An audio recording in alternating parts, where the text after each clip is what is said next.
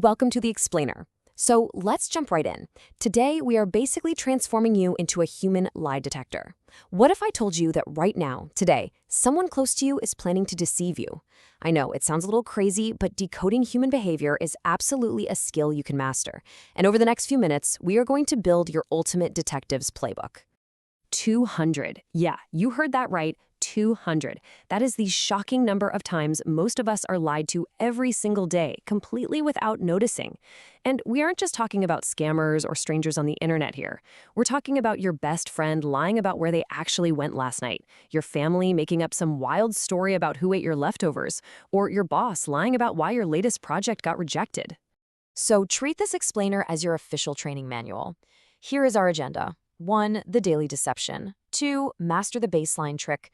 3. The magic question trick. 4. Setting verification traps. And 5. The liar's vocabulary.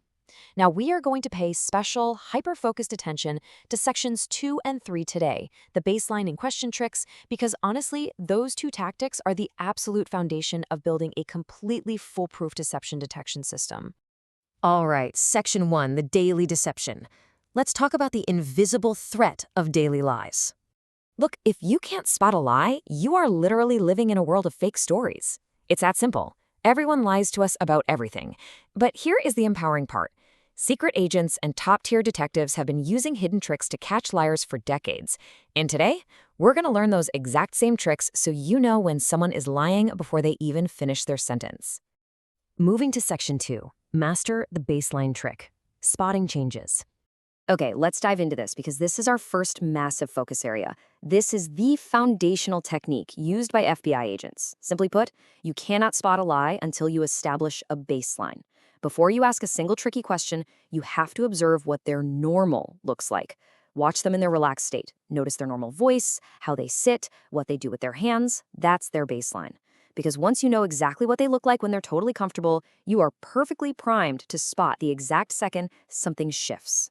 Think of it like this. If someone's normal baseline is looking you dead in the eye and talking a mile a minute, but suddenly, out of nowhere, they start staring at the floor and dragging their words out, that deviation is your giant, flashing red flag. Something is definitely up. Establishing that baseline gives you a secret code that only you can read, which makes every trick we're about to cover infinitely more powerful. Which brings us to section 3, the magic question trick. How to force a liar to spin. Now, what's really interesting about this slide is the stark contrast. This is our other huge focus area today, the strike phase. Most people ask terrible questions. An amateur asks a simple yes or no question like, did you go out last night? That is way too easy to lie about. But a detective, they ask an open-ended assumption. What made you stay out so late last night? See what happened there? You aren't asking if they went out. You're assuming they already did. Now they are forced to completely fabricate a story on the spot. And making up stories from scratch is exactly where liars mess up and start to sweat. Let's look at section 4, setting verification traps. Watch a liar stumble. Now, after you drop that magic question, you have to know what to look for. This brings us to the 5-second rule. And guys, this is practically a superpower. When you ask that question, you need to watch your target like a hawk for exactly 5 seconds. Not 4, not 6, exactly 5. Because in that incredibly tight window, their brain is fighting the absolute hardest to invent a lie, and their body will almost always betray the truth before their mouth can catch up. So what are we looking for during those 5 seconds? Things like suddenly touching their face, breaking eye contact to look away, pausing for just a split second too long, or their voice getting weirdly high or shaky. Now, seeing just one of these signs might mean nothing, but if you spot 2 or more of these physical tells within that exact 5-second window, boom, you've caught them, even if they think they're the best liar in the world. Let's move along and see how this builds into the double check trap. The whole strategy here is asking about the exact same thing twice, but letting time pass in between. At 0 minutes, you say, you went to the movies yesterday, right? Then you just let 10 minutes go by. Talk about something else. Then at the 11-minute mark, you casually ask, oh, what movie did you see yesterday? Truth tellers stay totally consistent because, well, they're remembering real events. But liars, they forget their fake stories because holding a fake story together takes way too much mental energy. Next up is the interrupt trick. And I'll be honest, this one is almost unfair. Step 1. They're right in the middle of telling you their fake story, saying they went to the store to grab some milk. Step 2, you interrupt them with a totally random question about what happened before the story started. Something like, wait, actually, what were you doing right before you decided to leave for the store? This completely scrambles their brain. Lying requires immense active thinking, and forcing them to juggle their pre-planned story and your brand new question at the same time, utter panic. Then we have the fake detail trap. This is brilliant. You just slip a completely incorrect fact into the conversation. Say you casually mention, well, you said it was raining that day, even though they never actually mentioned rain. A truth teller will instantly correct you. No, I didn't. It wasn't raining. But a liar? Out of pure panic, they will usually just nod and go right along with your fake detail, absolutely terrified that correcting you will make their fragile little house of cards fall apart.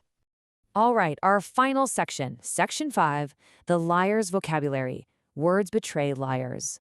And this brilliantly illustrates how a liar's actual word choice gives them away. Liars rely heavily on wishy-washy words, things like maybe, I think, probably, I guess. They use this weak vocabulary when they're terrified of getting caught in a firm, definitive lie. Instead of looking at you and confidently saying, I was at home, they'll say, I think I was probably at home. They do this to give themselves an escape route. Rule of thumb, if they can't say it with rock-solid confidence, they probably aren't telling you the truth. Also, watch out for the topic swap trick. When you are getting a little too close to the truth, a cornered liar will smash their brain's panic button and try to aggressively change the subject.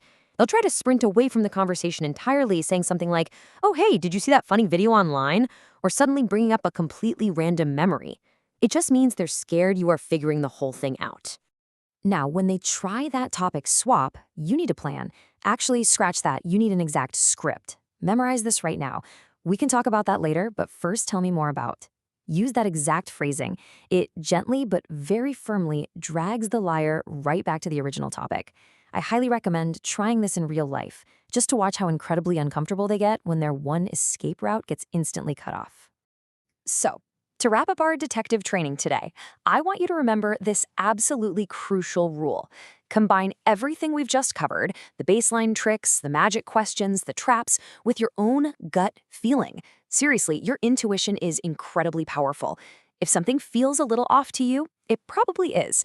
Always trust your instincts right alongside your shiny new toolkit. So, what does this all mean for you? I'll leave you with this thought.